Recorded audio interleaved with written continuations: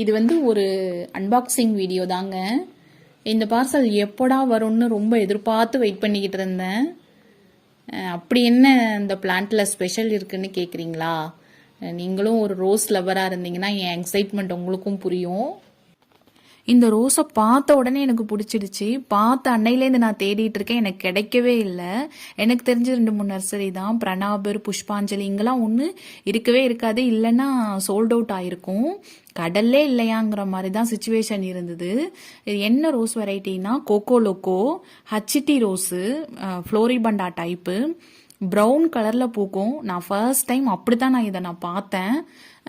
மேலும் இதை பற்றி நான் தெரிஞ்சுக்கும் போது இந்த பூ கலர் வந்து மாறிட்டே வருமா, பட் ஸ்டேஜில் ரெட் கலரில் இருக்குமா, அதுக்கப்புறம் ஆரஞ்சு, லாவெண்டர்னு மாறிட்டே வந்து ஃபைனலாக நல்ல மலர்ந்த ஸ்டேஜில் சாக்லேட் ப்ரௌன் கலரில் இருக்குமா. அது எனக்கு இன்னும் ஆச்சரியத்தை கொடுத்துச்சு. என்னுடைய தேடல் இன்னும் அதிகமாச்சு. ஃபைனலாக இந்த ரோஸ் வெரைட்டியை நான் கண்டுபிடிச்சி வாங்கிட்டேன். வெஸ்ட் பெங்காலில் ஷாகுன் நர்சரின்னு அங்கே தான் நான் வாங்கினேன்.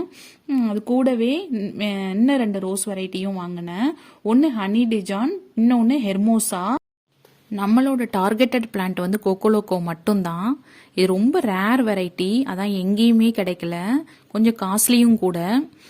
ஷாகுன் நர்சரி வெப்சைட்லேருந்தும் நீங்கள் பை பண்ணிக்கலாம், வாட்ஸ்அப் மூலயமாவும் நீங்கள் வாங்கிக்கலாம். நான் வந்து வாட்ஸ்அப் கேட்டலாக் மூலயமா தான் சூஸ் பண்ணி ஆர்டர் பண்ணினேன்.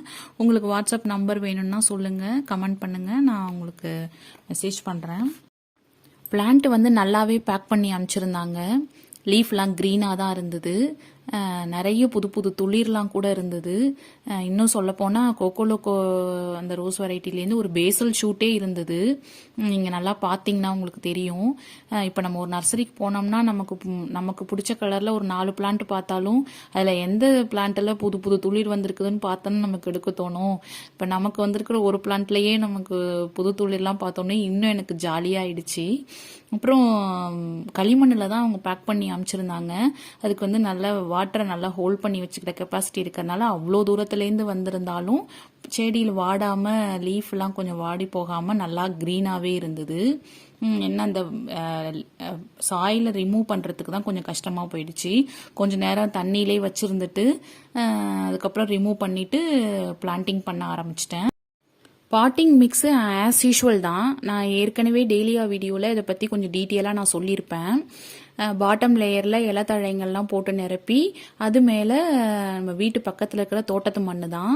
இங்கே வந்து சாயில் வந்து கொஞ்சம் லோமியாக தான் இருக்கும், மணல் கலந்த மண் தான். அதனால் நான் வேறு எதையுமே ஆட் பண்ணலை. அதில் கொஞ்சம் தொழு உரம் மட்டும் மிக்ஸ் பண்ணி வச்சுக்கிட்டேன். இந்த ஹனி டிஜானும் ஃப்ளோரிபண்டா டைப்பு தான், கோல்டன் ப்ரௌன் கலரில் பூக்கும்.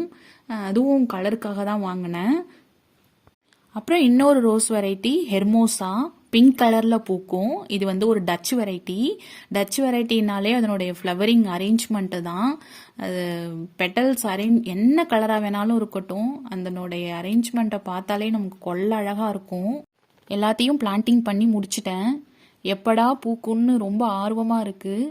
என்னைக்காவது ஒரு நாள் பூக்கும், அது ஏன் நாளைக்கே இருக்கக்கூடாதுங்கிற அளவுக்கு ஆர்வமாக இருக்குது.